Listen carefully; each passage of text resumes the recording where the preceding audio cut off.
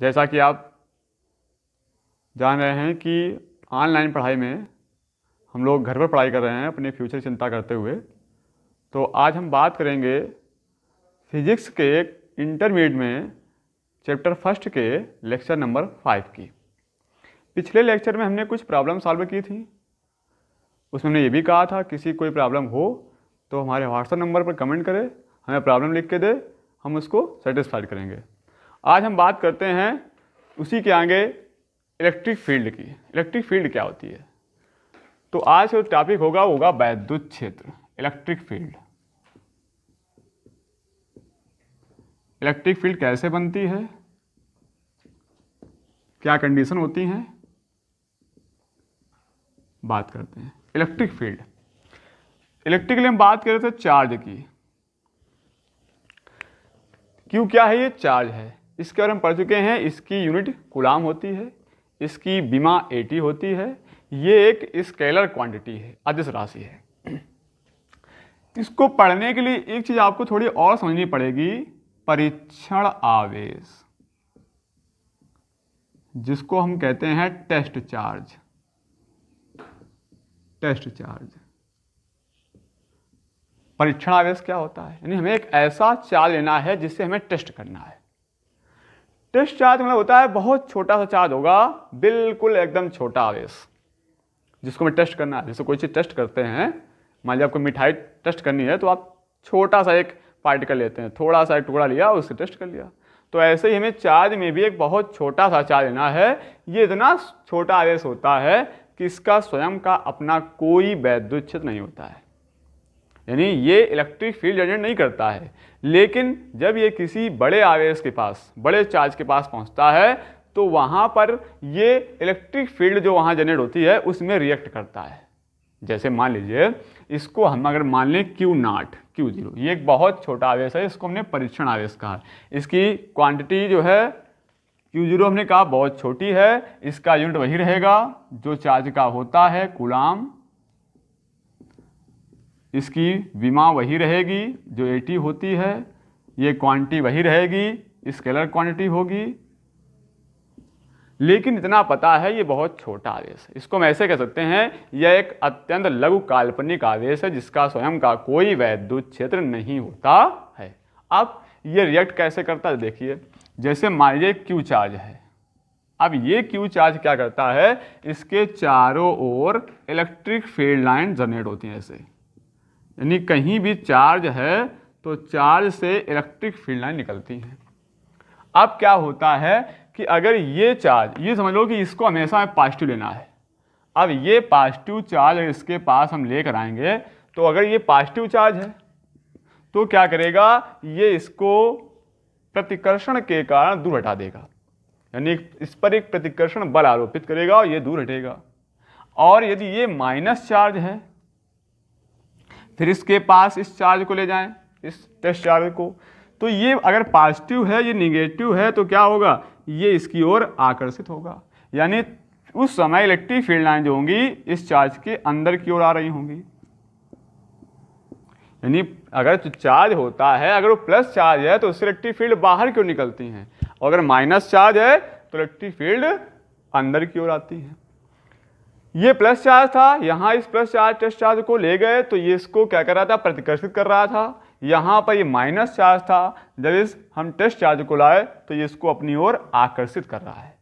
यानी ये electric field जो हैं ये दिखा रहे हैं इस चार्ज को कैसे आकर्षित कर रहा है और कैसे प्रतिकर्षित कर रहा है। यानी ये क्या है, इलेक्ट्रिक फील्ड लाइन एक एरिया ले रही है, एक एरिया बना रही हैं, और इस एरिया का नाम क्या है, वैद्युत क्षेत्र। इस आवेश के चारों ओर जहां तक ये टेस्ट चार्ज आकर्षण या प्रतिकर्षण का अनुभव कर रहा है उस क्षेत्र को हम क्या कहते हैं, वैद्युत क्षेत्र। तो किसी बिंदु आवेश के चारों ओर का वह क्षेत्र जहां पर हमें आकर्षण या प्रतिकर्षण का अनुभव हो रहा हो उसे हम क्या कहते हैं, वैद्युत क्षेत्र कहते हैं। तो ये आपकी हो गई इलेक्ट्रिक फील्ड। यानी इलेक्ट्रिक फील्ड में क्या हुआ, कहीं भी कोई चार्ज होगा, Q चार्ज है तो ये क्या करेगा, ये इलेक्ट्रिक फील्ड लाइन जनरेट करता है। इलेक्ट्रिक फील्ड लाइन अगर ये पॉजिटिव चार्ज है तो इलेक्ट्रिक फील्ड बाहर की होंगी, और अगर निगेटिव चार्ज है तो इलेक्ट्रिक फील्ड लाइंस अंदर की ओर होंगी। ये हम चेक करते हैं किससे, टेस्ट चार्ज से। अब बात करते हैं जो इन इलेक्ट्रिक फील्ड जो यहाँ पर जनरेट हुई है उस इलेक्ट्रिक फील्ड की इंटेंसिटी क्या होती है। इंटेंसिटी यानी इसको हम बोल देते हैं आई, या यहाँ पर इलेक्ट्रिक फील्ड की इंटेंसिटी ई बोल देते हैं। ई अप इज इक्वल टू होता है एफ अपान क्यू नॉट। ये क्यू नॉट क्या है, टेस्ट चार्ज है। ये एफ क्या है, जो ये चार्ज इस टेस्ट चार्ज पर एक फोर्स दे रहा है, यानी प्रतिकर्षित कर रहा है तब भी बल लगा रहा है, आकर्षित कर रहा है तो भी बल लगा रहा है, यानी इन दोनों चार्ज के बीच में एक फोर्स काम कर रहा है। और वो फोर्स आप पर कौन सा फोर्स था, वैद्युत बल कूलाम के नियम, इलेक्ट्रिक फोर्स। तो अगर हम ये कह दें कि ये पॉइंट चार्ज की वैल्यू 1 कूलाम हो जाए, ये चार्ज 1 कूलाम का हो, यहाँ अगर हम रखें आकर के क्यू चार्ज क्यू नॉट की वैल्यू 1 कूलाम, तो इज इक्वल टू क्या हो जाएगा, एफ हो जाएगा। यानी ई और एफ कैसे हो गए, इक्वल हो गए। यानी इलेक्ट्रिक फील्ड है वही तो इलेक्ट्रिक फोर्स है, यानी इलेक्ट्रिक फोर्स जो कार्य कर रहा है वो किसके कारण है, इलेक्ट्रिक फील्ड के कारण। यानी यहाँ पर इलेक्ट्रिक फील्ड जनरेट हुई है वही यहाँ पर अपने चारों क्या एक फोर्स लगा रही है। यानी ये इलेक्ट्रिक फील्ड जा रही है और इस टेस्ट चार्ज पर एक फोर्स लगाती है। ये फोर्स ही क्या है, इलेक्ट्रिक फील्ड है। कब हो रहा है ऐसा, जो ये पॉइंट जो आपका टेस्ट चार्ज है वो 1 कूलाम है, यानी किसी अगर परीक्षण आवेश की वैल्यू टेस्ट चार्ज की वैल्यू 1 कूलाम है तो उस पर लगने वाला जो इलेक्ट्रिक फोर्स होता है वो क्या होती है, इलेक्ट्रिक फील्ड होती है। तो परिभाषा में कह सकते हैं हम वैद्युत क्षेत्र की तीव्रता को, वैद्युत क्षेत्र की तीव्रता, इंटेंसिटी ऑफ इलेक्ट्रिक फील्ड कैसे कहेंगे कि एकांक परीक्षण आवेश, यानी 1 कूलाम परीक्षण आवेश लिया तो कहेंगे एकांक परीक्षण आवेश पर लगने वाले वैद्युत बल को वैद्युत क्षेत्र की तीव्रता कहते हैं, और इसको ई से डिनोट करते हैं। फार्मूला बनता है E is equal to F upon q naught. अब ये एक वेक्टर क्वांटिटी है, ई कैसी है, ई है वेक्टर क्वांटिटी, तो इसको देते हैं ऐसे ई वेक्टर लगा देंगे ऊपर, तो वेक्टर ई, या फोर्स भी वेक्टर क्वांटिटी है तो इस पर वेक्टर आ जाएगा वेक्टर एफ, और ये हो जाएगा आपका क्यू नॉट। क्यू नॉट क्या है, टेस्ट चार्ज एक अदिश राशि है। तो ये फार्मूला बन गया E is equal to F on q, ये वेक्टर रूप में। अब बात करते हैं इसके यूनिट की। इसका यूनिट बहुत इंपॉर्टेंट है, बहुत बार पूछा जाता है बोर्ड एग्जाम में, इसके कई सारे यूनिट बन जाते हैं। तो जब देखिए इसका जो पहला यूनिट बनता है लिखा हुआ है एफ ऑन क्यू नॉट, तो एफ यहाँ पर फोर्स है, फोर्स की यूनिट क्या होती है, न्यूटन होती है, और कूलाम क्यू नॉट चुकी है, क्यू नॉट चार्ज है, चार्ज यूनिट क्या होती है, कूलाम होती है। तो इसको कहते हैं न्यूटन पर कूलाम या न्यूटन कूलाम इनवर्स। यानी इलेक्ट्रिक फील्ड की यूनिट हो गई, इलेक्ट्रिक फील्ड की जो बन रही है उसकी यूनिट है न्यूटन कूलाम इनवर्स। अभी आप आगे पढ़ेंगे इलेक्ट्रिक पोटेंशियल और इलेक्ट्रिक फील्ड में रिलेशन, तो वहाँ से एक फार्मूला मिलेगा आपको E is equal to V upon d. यहाँ वी होता है पोटेंशियल और डी होती है डिस्टेंस। पोटेंशियल की जो यूनिट होती है वो होती है वोल्ट, और जो आपकी डिस्टेंस है उसकी होती है मीटर, तो वोल्ट पर मीटर, या इसको कहते हैं वोल्ट मीटर इनवर्स। ये हो जाएगा इसकी यूनिट। अब बात करते हैं इसकी विमा की, डायमेंशनल क्या होती है इसकी। तो यह फोर्स है, फोर्स की विमा आप 11th में पढ़ चुके हो mlt-2, और क्यू नॉट की विमा आप पढ़ चुके हो क्या होती है, AT होती है। क्योंकि चार्ज है, चार्ज की विमा क्या होती है, A2। इसको सॉल्व करेंगे तो क्या हो जाएगा, ml, ये t ऊपर जाएगा तो 2 पावर पहले माइनस की है कि ये पावर जाएगी तो t power -3, a scope inverse ले जाएंगे तो a इनवर्स हो जाएगा, mlt-3 a-1। ये क्या आ गई, ये आ गई इलेक्ट्रिक फील्ड की डायमेंशनल आ गई, बीमा आ गई। तो ये यूनिट हो गया न्यूटन पर कूलाम या न्यूटन कूलाम इनवर्स। ये बीमा हो गई इसकी mlt-3 a-1। अब बात करते हैं कि अगर कोई पॉइंट चार्ज है, उस पॉइंट चार्ज के कारण इलेक्ट्रिक फील्ड कैसे जनरेट होती है, आइए देखते हैं। तो हमें ये यहाँ पर पता है कि प्लस क्यू जो चार्ज होगा उस इलेक्ट्रिक फील्ड बाहर की ओर निकलेगी, और माइनस क्यू चार्ज होगा तो इलेक्ट्रिक फील्ड अंदर की ओर होगी। ये बात विशेष ध्यान रखनी है क्योंकि ये आगे काम आने वाली है। Plus Q charge electric field बाहर की ओर, चूंकि ये एक वेक्टर क्वांटिटी है, और वेक्टर क्वांटिटी में आपको डायरेक्शन का ध्यान रखना बहुत जरूरी होगा। जैसे मान लीजिए क्वेश्चन कह दे कि कोई पॉइंट चार्ज है, कोई बिंदु आवेश है, उसके कारण वैद्युत क्षेत्रता क्या होगी, तो प्रश्न बन जाता है किसी बिंदु आवेश के कारण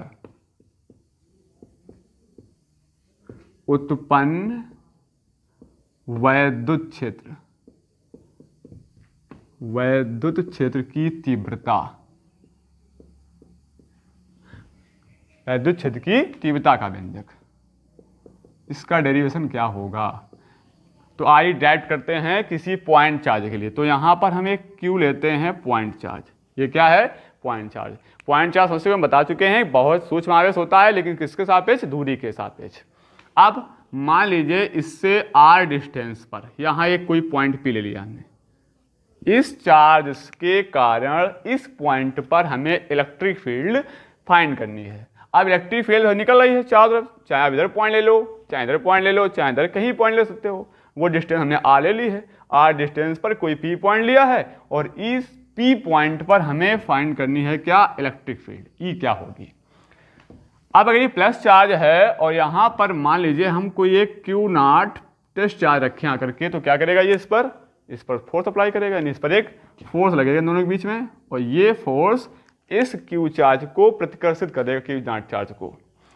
तो बात करें अगर इनके दोनों के बीच में मीडियम है, मीडियम मान लो हम K ले लें, तो आप जानते हैं कि इलेक्ट्रिक फील्ड ज्ञात करने के लिए फॉर्मूला है, अभी पढ़ा आपने, E = F/Q0।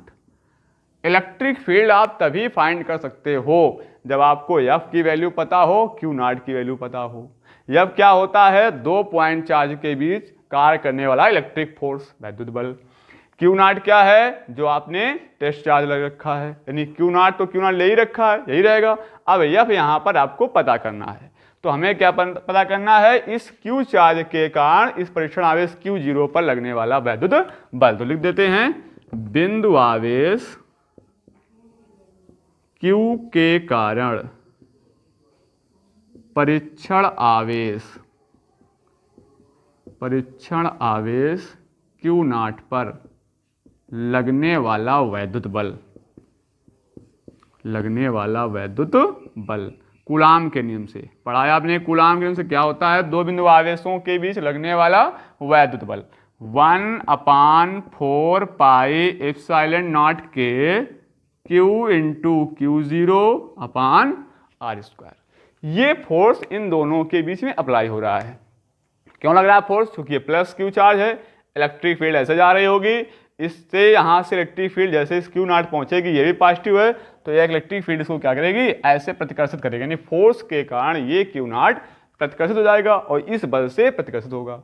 अब हमें निकालनी क्या है? हमें निकालनी है वैद्युत क्षेत्र की तीव्रता। कहाँ? बिंदु P पर। तो बिंदु P पर उत्पन्न वैद्युत क्षेत्र की तीव्रता, उत्पन्न वैद्युत क्षेत्र की तीव्रता क्या होगी?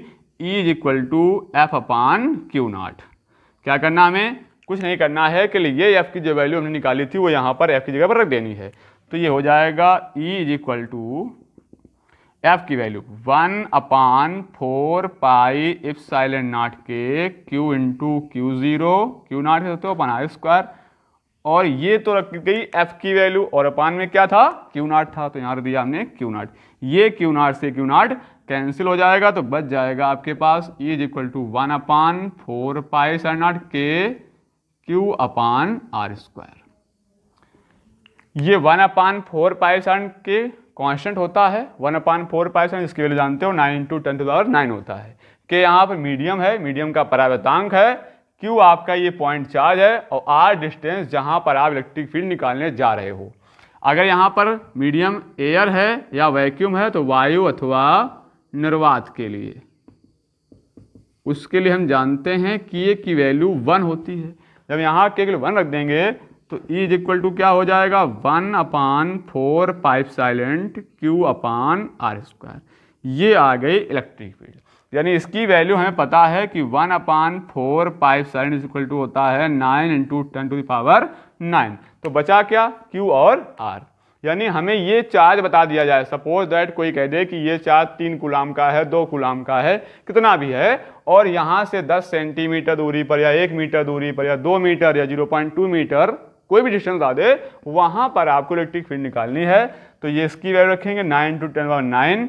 Q जो चार्ज दिया आपको 2-3 कूलाम जो भी दिया है उसकी वैल्यू रख देंगे, आर जो जहाँ जितनी डिस्टेंस पर पूछा जा रहा है वो यहाँ पर डिस्टेंस रख देंगे, ई की वैल्यू प्राप्त हो जाएगी। तो इस प्रकार से किसी भी पॉइंट चार्ज के कारण हम कितनी भी दूरी पर इलेक्ट्रिक फील्ड ज्ञात कर सकते हैं। अगर ये पॉजिटिव चार्ज है तो इलेक्ट्रिक फील्ड बाहर की ओर बनेगी, और यदि ये निगेटिव चार्ज है इलेक्ट्रिक फील्ड अंदर की ओर आ जाएगी। यानी इसमें डिफरेंस के लिए हो जाएगा कि ये माइनस चार्ज है और आर दूरी पर यहाँ पर निकाले इलेक्ट्रिक फील्ड का डायरेक्शन अंदर की ओर होगा, और यहाँ कैसा होगा, बाहर की ओर होगा डायरेक्शन। ये फर्क पड़ेगा केवल माइनस और प्लस। जैसे कोई कह दे ये क्यू चार्ज है, ये दूरी एक्स है, इस पॉइंट पर बताओ इलेक्ट्रिक फील्ड क्या होगी, तो हम कह देंगे E = 1/4 पाई एप्सिलॉन Q/x²। दूरी एक्स थी यहाँ पर। वो कहते हैं यहाँ 3Q चार्ज है तो हम यहाँ 3Q कर देंगे। वो कहते दूरी ये A दे रखी है तो हम A कह देंगे, दूरी एक दिया A² कर दिया। वो कहते ये -4Q चार्ज है और इससे दूरी है ये R + L, ये पॉइंट P है। अब बताओ इलेक्ट्रिक फील्ड। वेरी सिंपल, वही सिस्टम। E = 1/4 पाई एप्सिलॉन, ये -Q है तो डायरेक्शन इसका अंदर की ओर हो जाएगा, 4Q/R + L का होल स्क्वायर। मतलब ये हुआ कोई भी आपको चार्ज दिया हो, कोई भी डिस्टेंस पर आपको पूछा जा रहा हो कि इलेक्ट्रिक फील्ड कितनी होगी, तो इस फार्मूले द्वारा इलेक्ट्रिक फील्ड हम ज्ञात कर सकते हैं। हमें चार्ज पता हो और जिस पॉइंट पर हम निकालने जा रहे हैं वहां तक की डिस्टेंस पता हो, इतना अकेला आपको काम करना है। दोनों वैल्यू यहाँ पुट कर दोगे, ई की वैल्यू आ जाएगी। बात समझ आ गई कि क्या करना है, हमें चार्ज पता करना है और जिस पॉइंट पर निकालना है वहां उस चार्ज से उस पॉइंट तक की दूरी। केवल ध्यान रखना है, अगर पॉजिटिव चार्ज है तो इलेक्ट्रिक फील्ड बाहर की ओर होगी, निगेटिव चार्ज है तो इलेक्ट्रिक फील्ड अंदर की ओर होगी। ये दोनों बातें ध्यान में रखनी होंगी। अब इस इलेक्ट्रिक फील्ड निकालने के लिए कई सारे यहाँ पर प्रॉब्लम होंगे, न्यूमेरिकल आएंगे, उसको इसी फार्मूले से हम यहाँ पर न्यूमेरिकल को सॉल्व करते हैं। तो अगले लेक्चर में हम इस इलेक्ट्रिक फील्ड की E = 1/4 पाई एप्सिलॉन Q/r² से न्यूमेरिकल सॉल्व करते हैं। तो तब तक के लिए इसको तैयार कर लीजिए, समझ लीजिए अच्छे से।